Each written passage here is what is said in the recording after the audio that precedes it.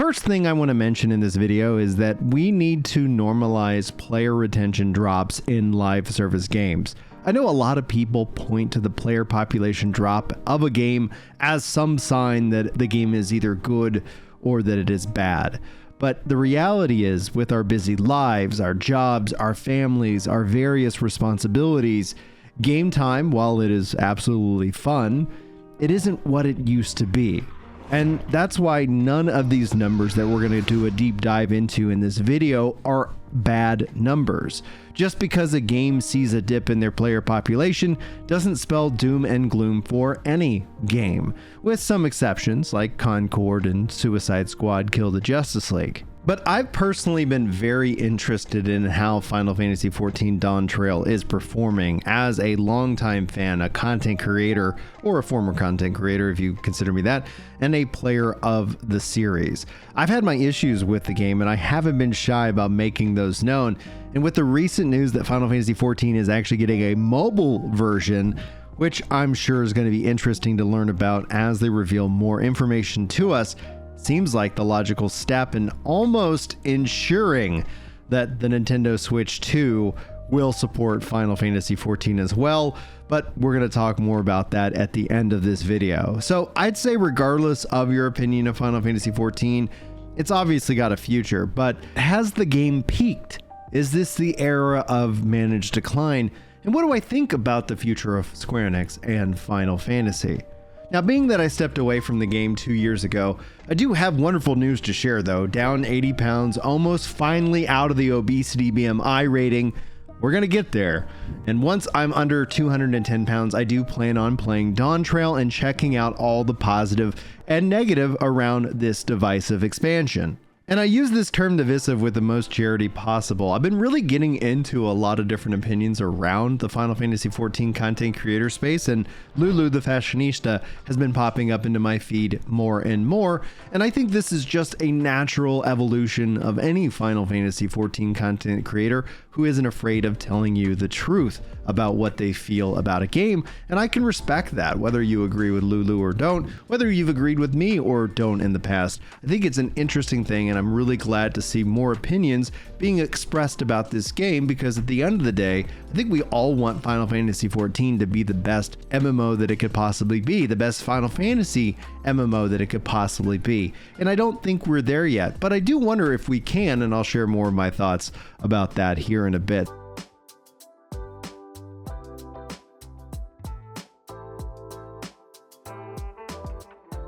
So hello everyone, and welcome to another State of the Game. This is the Final Fantasy XIV edition as we look into Dawntrail, how it was received, what is going on with the game, and how are the players enjoying it. We're going to get into some serious nerd math as we overanalyze all of the information and we do a deep dive into RPGs and MMORPGs here, namely MMORPGs. I didn't mean to say RPGs, but it is what it is. We're going to keep it in.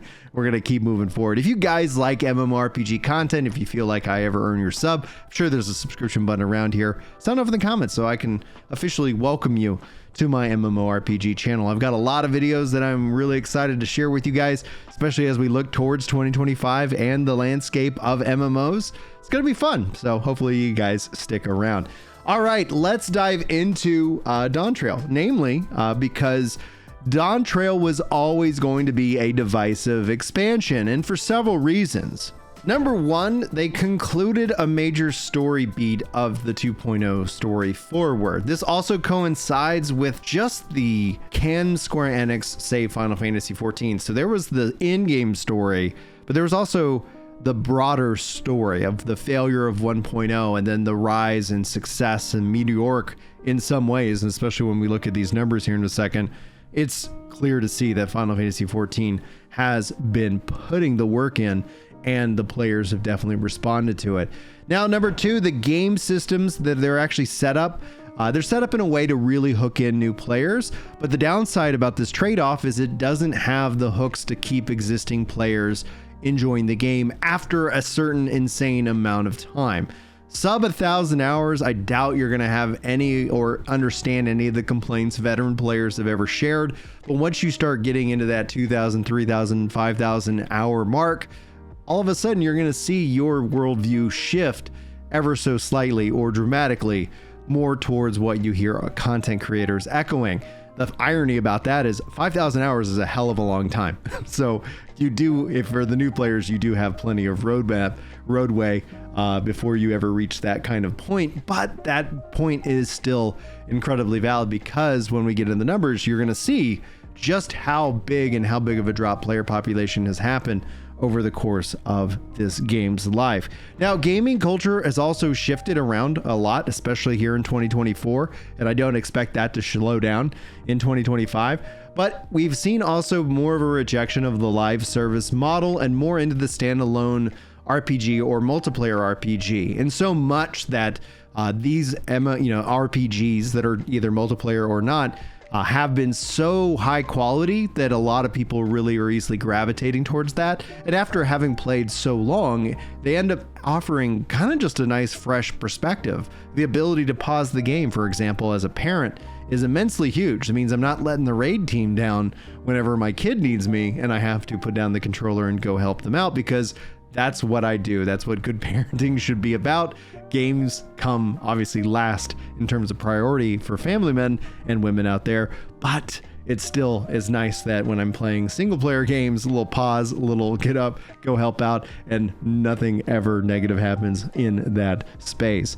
Now, we talked about gaming culture. The other fourth number factor here is there's more competition, increased competition, and subscription fatigue with that. The newer MMOs that are stepping into the arena aren't being weighed down by a subscription model. I do think, and will continue to defend, that the subscription model is the most fair model for developers and for the players, but it is, a part of like what we see with only a select few MMOs. You literally have to be probably the top 2 MMOs to truly have a subscription work in your favor, where for a lot of other MMOs, you see it kind of work against them. And so the new generation of MMOs like New World and like Throne of Liberty coming in at different price points like Lost Ark are able to capture a big chunk of the market who is not interested or who is concerned by a subscription.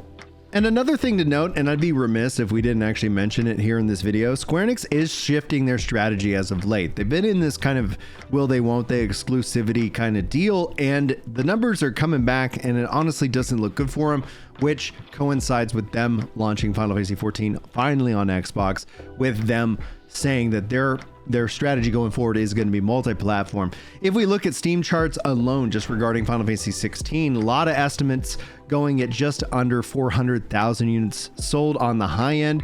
And you can see here a peak of 27,508 for Final Fantasy XVI. I'm glad it's on PC, guys, but I think, and I would argue, that this number could have been monumentally higher if the game had launched, at least if nothing else, on PS5 and on PC day and date. I would venture to bet that these numbers would be like, these pale in comparison. And to kind of highlight that fact, let's talk about Dragon Quest III 2D HD Remake.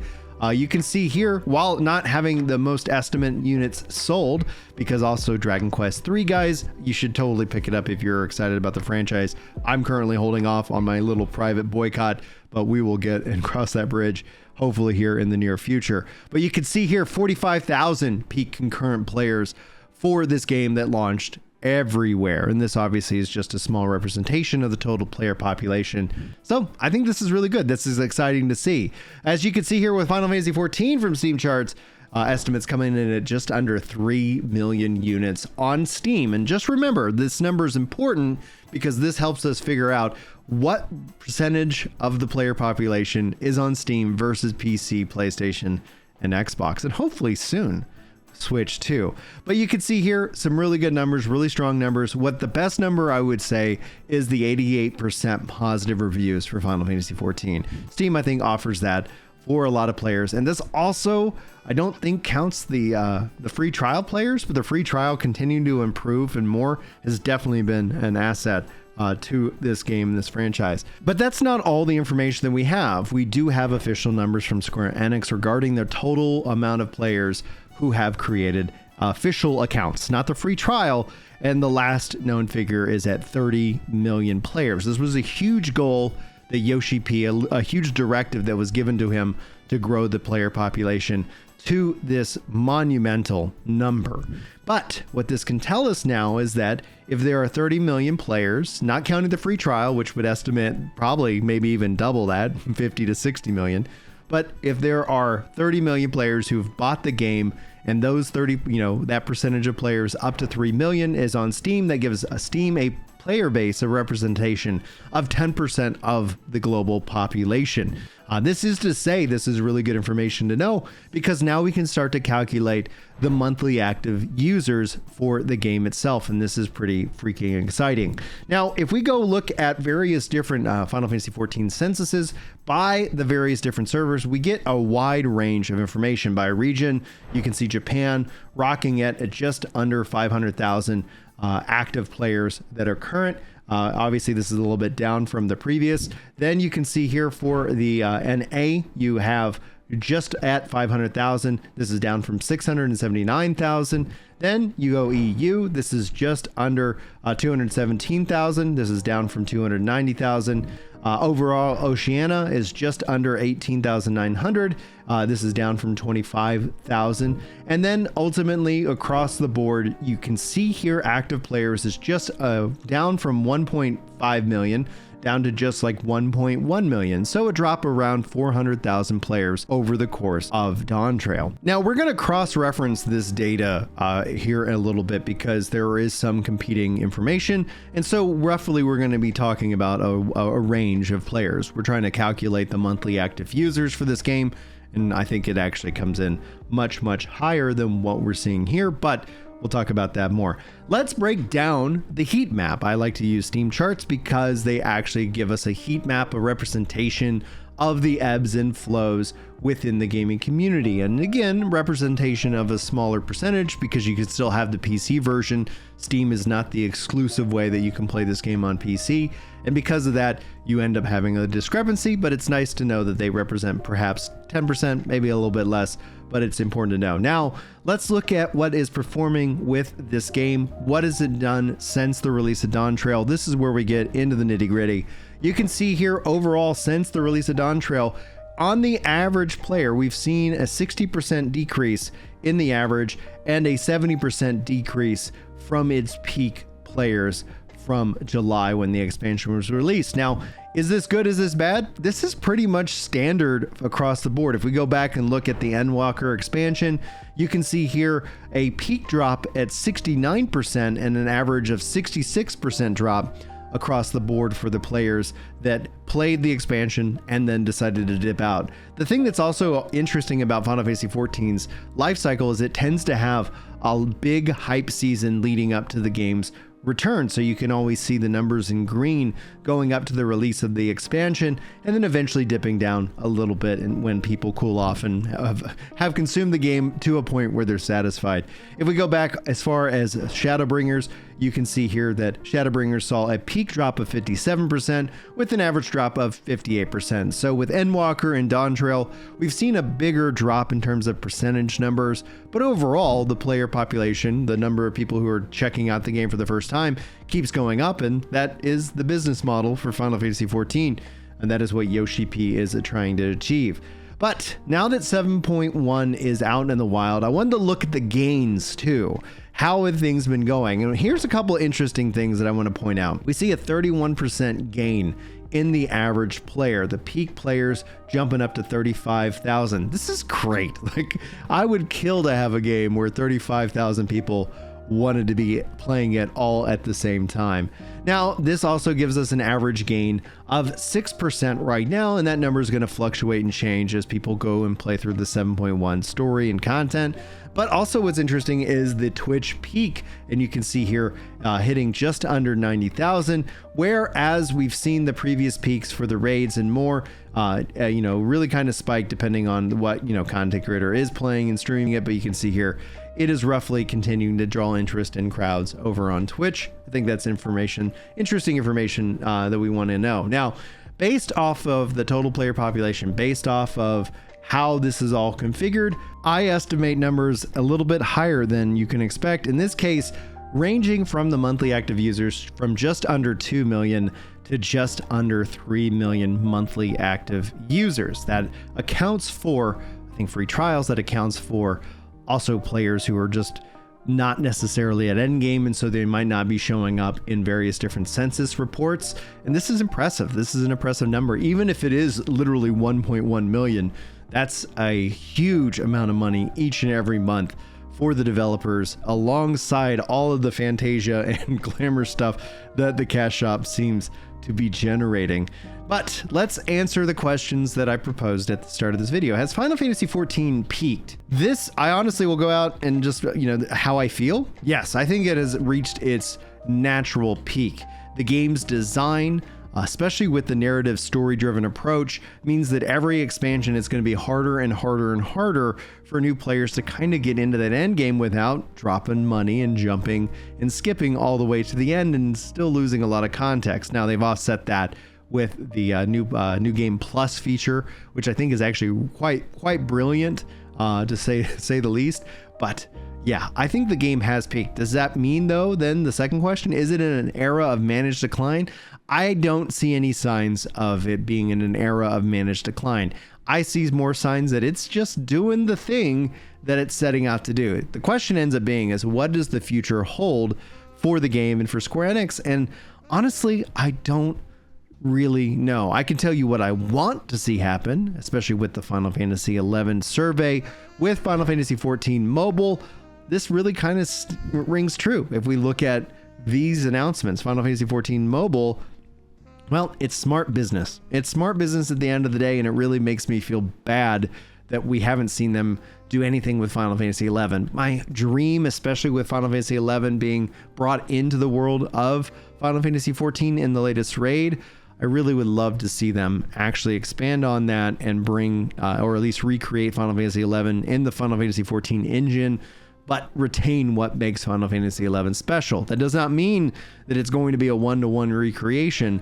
There are several things that can be quality of life streamlined, namely UI, lots of different things that could, not hit the classic fans, but it could reach a whole new generation. And then if you imagine they combine the subscriptions to 11 and 14, well, honestly, I think that's a really good position to be in. If Square Enix does go in that direction, I think that'd be great. Honestly, we'll have to wait and see what they decide to do at the end of the day. I think Final Fantasy will continue to be made. I really hope that with their platform approach, we're going to see an increase in players enjoying the game across the board, and hopefully them selling through lots of copies of this, because I'd love to play Final Fantasy 17 and 18. But a part of me also, with the success of like Metaphor and whatnot, would love to see what a turn-based Final Fantasy modern engine game could look like, to say the least. I'd love to hear your thoughts about any and all of that. But as we wind down this video, the state of the game, we always like to end our videos here with our message of hope. Now, gaming is a form of escapism. Nobody's going to deny that fact. But I do want to encourage you, especially as these videos tend to go a little bit wider than the natural community that we have running here. I know there are people out there who are having some dark thoughts. They're thinking about hurting themselves. And I just want to encourage you and tell you that you're loved, you're worth living for, and to not give up on yourself. It took me 10 years of struggle to figure out like what was going on. Had a chemical imbalance, a hormonal imbalance, various different things. Food was affecting me negatively. And obviously gaming can be a nice escape. But at some point, games are going to let you down. And what really breaks my heart is when I see people who set their view, their worldview, their balance, their personal identity in whether a game is performing or not performing. And that in and of itself, I would like to encourage you, especially if you fall into that camp, to continue to work on yourself. I'm not telling you to stop playing video games. I think video games can be a very healthy part of life. But what I'm telling you is that don't make it the only thing, so that when that leg gets knocked out from under you, it isn't catastrophic. You're like, the game didn't do well, or you know what, I'm not really enjoying this game, or what have you. That way you can continue to focus on yourself. A handful of tips that I like to recommend for new viewers here. This is going to sound new. For veterans, I bet they can already sound off in the comments exactly what I'm going to say. But I want you to focus in on your physical health as well as your mental. This is very critical because I think physical and mental are there is a link, not necessarily as a one-to-one, but I think there's definitely a link. And when you take care of yourself, good sleep, Like I would say 3 tips. Make your bed, brush your teeth, and take a shower. Set some very achievable goals, especially if you're kind of, stuck in a deep depression. I know how hard it can be to get up. So don't give yourself monumental tasks, even if you wouldn't consider them monumental during that period of time. Give yourself very achievable facts. And one of the things you'll find, especially if you make your bed, is that every time you walk into your room, there's a greater sense of peace that actually coincides with that. So it's a weird thing. It's a psychological thing. It's a really nice life hack. If you struggle with ADHD, for example, body doubling, finding somebody to work alongside, finding a YouTuber, you have YouTubers body doubling, cleaning, and doing various things. These are interesting life hacks that we can all kind of, trick our brains to kind of really function the way that our, I guess our spirit wants them to function. Anyway, that's going to wrap it up for this video. Thank you guys so much for joining me on this adventure. I really appreciate the opportunity to get to talk to you guys. I hope that you have a most excellent day. God bless you, and I'll see you next time.